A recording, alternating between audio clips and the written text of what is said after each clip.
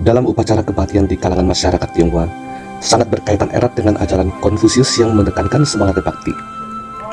Tujuan diadakannya upacara kematian adalah untuk menunjukkan tanda bakti seorang anak kepada orang tuanya atau kepada seseorang yang dikasihi atau disayangi. Pada dasarnya, semua yang hidup akan mengalami kematian, karena yang hidup dan yang ada di bumi akan kembali ke bumi.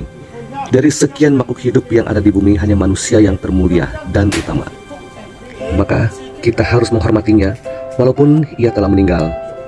Agama Konghucu menekankan hal perilaku bakti yang terbesar kepada orang tua.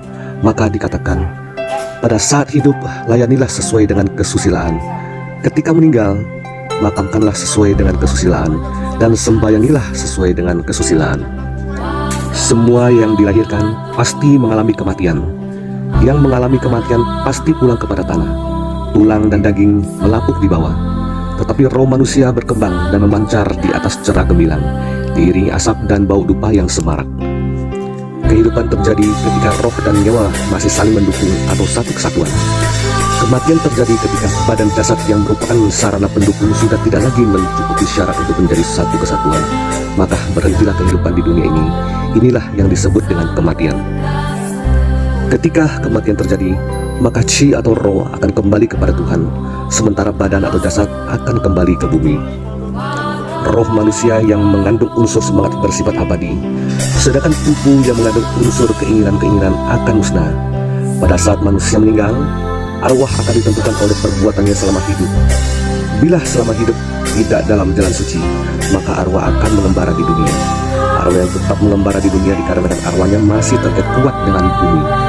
Nafsu keinginan duniawi, kembelakang duniawi yang besar, sehingga muncullah arwah penasaran. Semua itu disebut makhluk halus karena tidak memiliki badan jasad dan tidak kembali ke haribaannya. Menjadi gentayangan di dunia dan seringkali mengganggu ketentraman hidup manusia.